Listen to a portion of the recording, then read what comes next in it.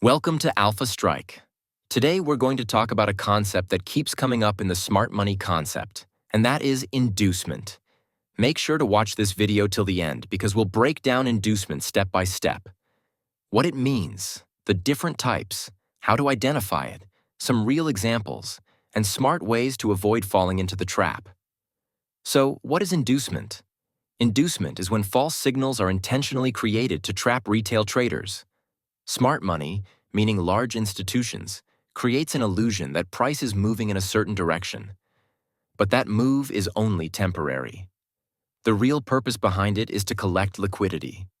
And liquidity comes from the areas where retail traders place their stop losses. In smart money concept, inducement can appear in many forms. For example, when price breaks a support or resistance level but doesn't hold and quickly reverses, that's a false breakout inducement. Like when price breaks a resistance and then suddenly drops, trapping buyers. Another form is a trendline break inducement. When price makes a fake breakout above or below a trend line, and traders think the trend has shifted, but they end up getting trapped. Then there's equal highs or equal lows inducement. When price keeps touching the same level multiple times, retail traders see it as a strong zone, take entries, and place stop losses just beyond it. That's where smart money steps in. And finally, there's liquidity sweep inducement. When price quickly moves in one direction just to grab stop losses, and then sharply reverses. Now, how do you identify inducement? Look for clean market structures, especially places where equal highs or lows are clearly visible. Those are common inducement zones. Be cautious of sharp and aggressive moves, particularly around key levels. They're often suspicious. Always analyze liquidity zones closely. In smart money trading, liquidity is everything. Inducement usually happens in areas where stop losses are densely stacked. Here's an example. Suppose price touches the same low 3 times and bounces back every time. Retail traders start to see it as strong support. Many enter buy trades, and most place their stop losses just below that support. Now smart money pushes the price slightly below that level, triggering all those stop losses. Liquidity gets collected. Right after that, price bounces up sharply from that same area. That move was intentional, just to grab liquidity. Retail traders thought the market was breaking down, so they either exited or sold. Meanwhile, institutions were buying from that zone because they needed liquidity to fill their orders. That's equal lows inducement. Here's another case.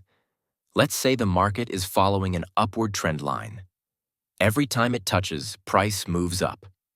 Traders start believing the trend line is solid. Some want to buy at the touch, others plan to sell if it breaks. Smart money pushes the price below the trend line with a strong bearish candle. Retail traders panic and sell, thinking the trend has reversed. Institutions then absorb those sell orders. They're buying. Just a few candles later, price moves back up. That break was fake. It was only meant to trap sellers and grab liquidity. This is known as a trendline inducement or trendline liquidity trap. The goal of every inducement is the same. Trap retail traders and collect their liquidity. Smart money never enters the market directly. They first create a trap, show a fake move, and only then execute the actual direction. If you learn to recognize these patterns, you can avoid losses and start trading smartly with the flow of the market. So, how can you avoid falling into these traps? Don't trust the first breakout. Always wait for confirmation, like a break of structure, an order block, or imbalance. Study stop-loss clusters and liquidity zones. Never rely on a single signal. Always look for multiple confluences.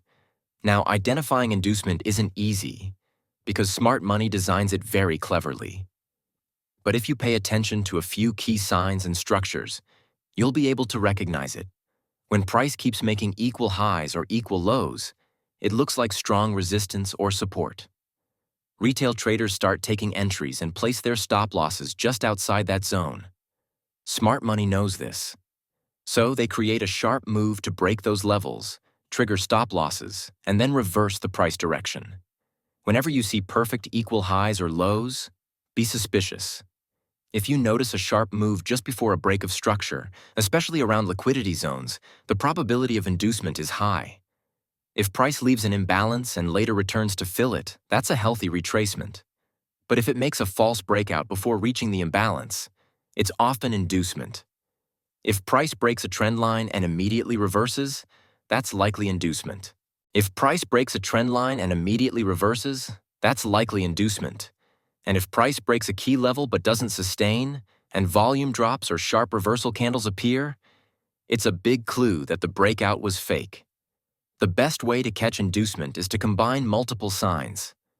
If you see equal highs or lows, a fake breakout, a sharp move before BOS, and nearby imbalance, all in the same area, then the chances of inducement are very high. Inducement may look like regular price action, but it's actually a planned trap.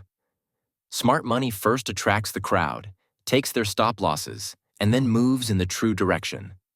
If you can learn to identify inducement properly, you'll have a powerful edge in the market. Inducement is a crucial part of smart money concept. Institutions use it to manipulate retail psychology. But if you understand the logic behind it, observe patiently, and stay disciplined, you won't just avoid traps, you'll start trading alongside smart money. So the next time you look at a chart, ask yourself, is this move real, or is it just inducement? That's it for today's video. Don't forget to check out the free Telegram. The link is in the description. And if you found this helpful, make sure to subscribe to the channel. See you in the next one.